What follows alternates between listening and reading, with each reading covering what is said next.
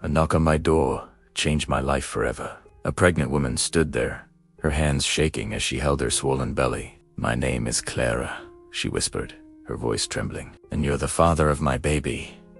I stared at her, completely bewildered. I had never seen this woman before in my entire life. How could I possibly be the father? She saw the confusion on my face and quickly explained, "You donated at the Fertility Solutions Clinic. There was... The clinic said, you're the biological father." My mind was racing, trying to make sense of it all. I'd never donated sperm. It was impossible. But then, a cold realization washed over me. My identical twin brother, Mark. He passed away a year ago. Could he have used my identity? It was something he might have done. "Please," Clara begged, tears welling up in her eyes. "The clinic gave me your address. I have nowhere else to go." My family disowned me when I told them. Looking at her desperate face, I couldn't just turn her away, against every logical instinct screaming at me. I let her in. She pulled out a folder filled with documents, and my heart sank. There it was, my name, my details, and a signature that was a perfect forgery of mine. Mark had always been good at mimicking my handwriting. That night, as Clara slept on my couch, a million questions kept me awake. I started digging into fertility solutions online, and what I found was chilling. The clinic had mysteriously burned down just last month. All their records, every single piece of paper, had been completely destroyed in the fire. It felt too convenient, too clean. The next morning, I woke up to an empty living room. Clara was gone. A wave of relief washed over me for a second, but it was quickly replaced by a sense of dread. She had left something on the coffee table. It was a pregnancy ultrasound photo. Primera picked it up, and on the back, a message was scrawled in a hurried, panicked script. "They're coming for us both. Run." My blood ran cold. Who were they? What had Mark gotten himself into? And why was Clara on the run? Before I could even begin to process the warning, I heard it, the slow, deliberate crunch of footsteps on my front porch, a sound that didn't belong. My heart hammered against my ribs as I peered through the blinds. Two men in dark suits stood there, their faces grim and unreadable, and then I heard the unmistakable, metallic click of a gun being cocked. I froze, trapped in my own home. Clara's warning echoed in my head. This wasn't about a simple clinic mix-up anymore. This was something far more dangerous. Mark hadn't just used my name. He had dragged me into a secret world, a world of lies and peril. I had no idea who these men were or what they wanted, but I knew one thing for sure. They weren't here to talk. I looked around my small apartment, desperately searching for a way out, an escape route. The back window. It was my only chance. I had to get out of there, not just for my own sake, but to find Clara and uncover the truth behind Marquez' double life and the fire at the clinic. What secret was worth killing for? And how was a baby, my brother's baby, at the center of it all? My life had been turned upside down in less than 24 hours. From a quiet, ordinary existence to being hunted by armed strangers. I had to find answers, and I had to find them fast. Every shadow seemed to hold a threat, every corner a potential ambush. As I slipped out the back window and into the cold morning air, I knew this was just the beginning. I was running, just like Clara told me to, running from a danger I didn't understand, towards a truth that might be more terrifying than I could ever imagine. This journey was no longer just about clearing my name. It was about protecting the last piece of my brother I had left his unborn child. The world exploded in a storm of splinters and plaster. I hit the floor behind the kitchen counter, the crackle of automatic fire shredding my front door. My heart hammered against my ribs, each beat a drum of pure terror. Peeking through the shattered window, I saw her. Clara. Two men in black tactical gear were shoving her into a waiting SUV. Her face was a mask of fear. Then, they were gone. My military training, a ghost I thought I'd left behind in the desert, roared back to life. Adrenaline surged, sharpening my senses. I slipped out the back, melting into the labyrinth of alleyways, but it was too late. They had her. The crumpled ultrasound photo in my pocket felt like it was burning a hole through my jeans. A tiny, grainy image of a life yet to begin. My brother Mark's last words, whispered over a crackling phone line just days before his accident, echoed in my mind. If anything happens to me, destroy the files. It was a puzzle I couldn't solve then, but now the pieces were slamming into place with brutal clarity. Mark didn't die in a car crash. He was murdered. Whatever was on those files got him killed, and somehow Clara was the key. I had to get to Mark's old place. The apartment sat cold and empty, a silent monument to his death. Dust motes danced in the slivers of moonlight cutting through the blinds, our childhood hiding spot. A loose floorboard beneath the window where we stashed comic books and stolen candy was my only hope. My fingers trembled as I pried it open. Inside, nestled in the dark space, was an encrypted hard drive and a single, folded note. I unfolded it. Mark's familiar scrawl hit me like a punch to the gut. The baby is the only one who can access the account. Her biometric signature. The baby.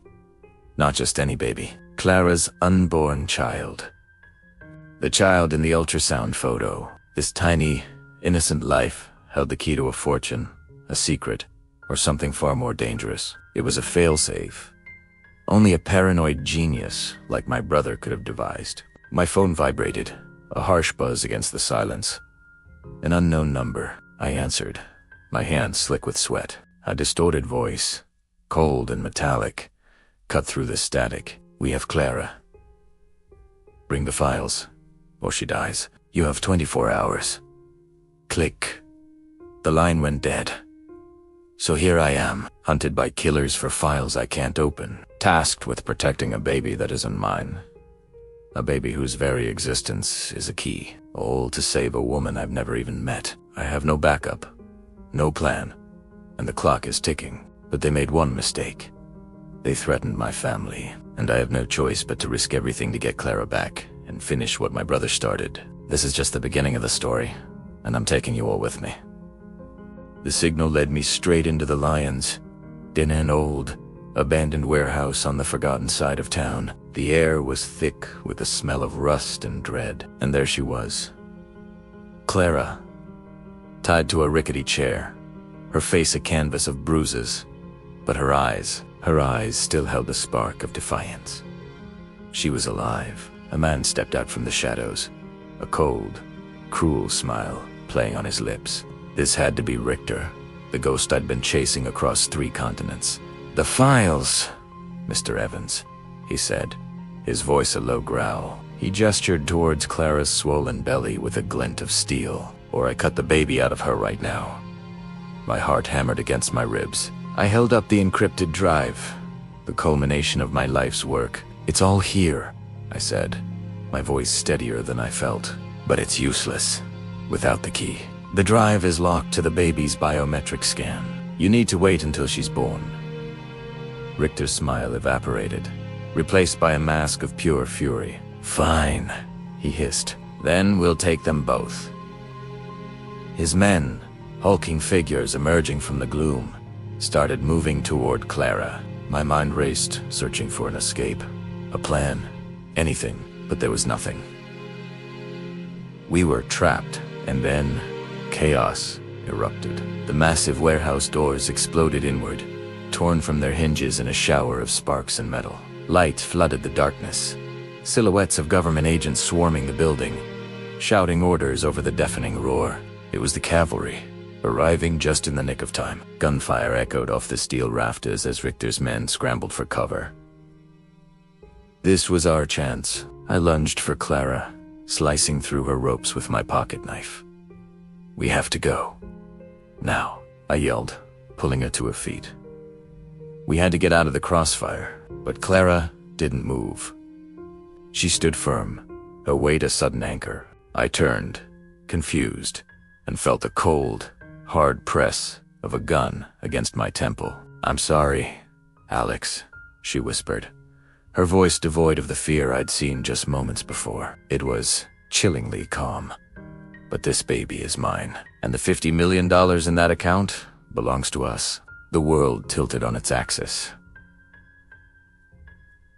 The ultimate betrayal. The The pregnant stranger I'd risked everything to save wasn't a victim at all.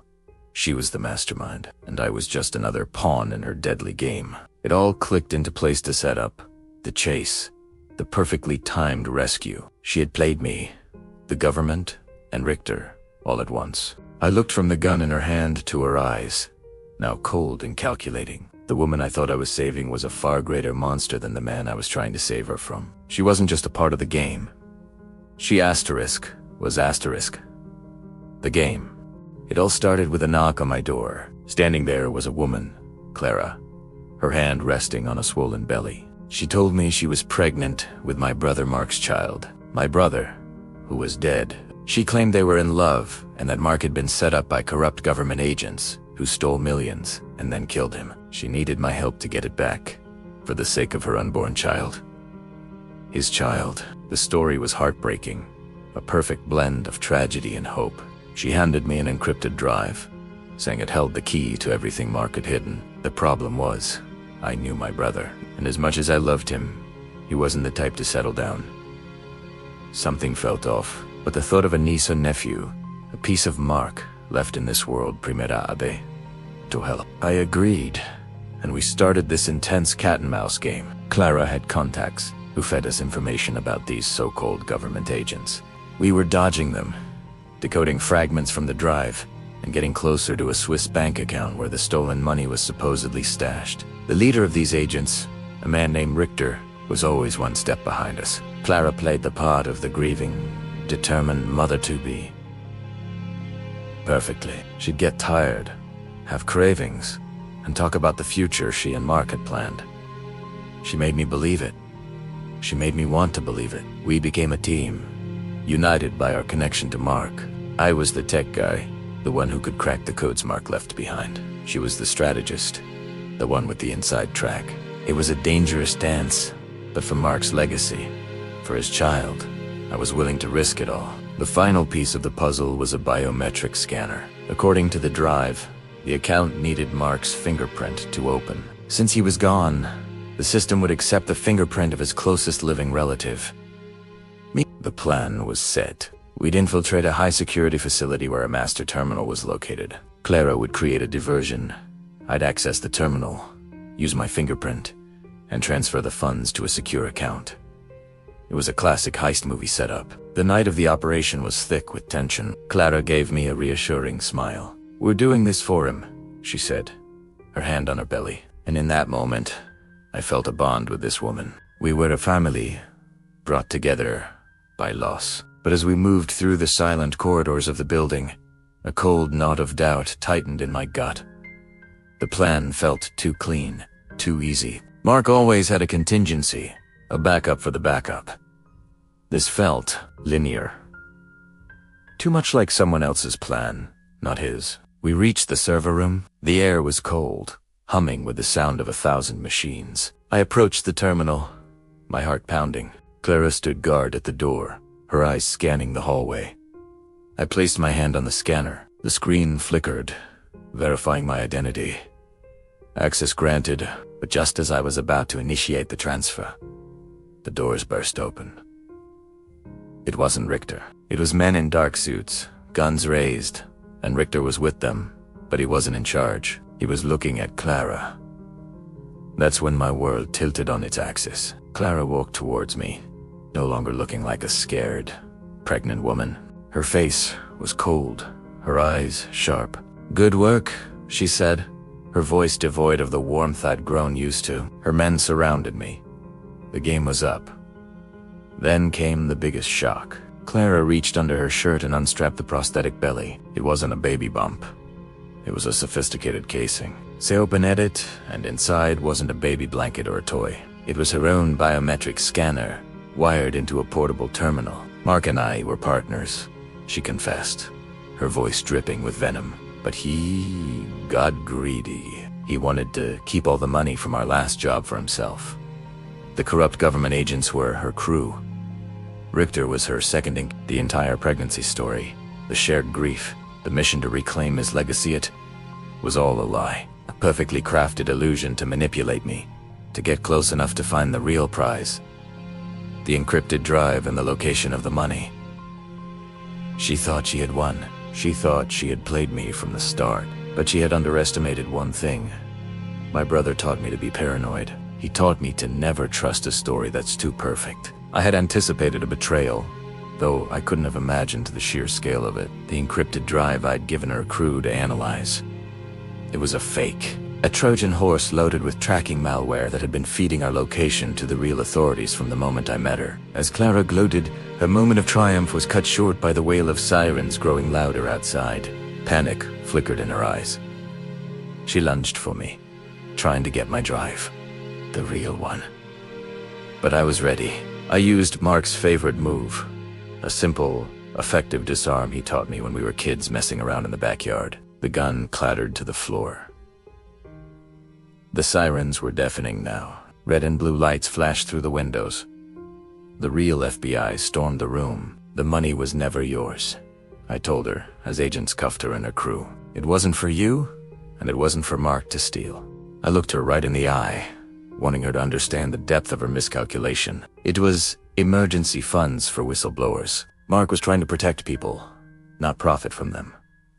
The confusion on her face was my victory. She had built her entire plan on a foundation of greed, assuming my brother was just like her.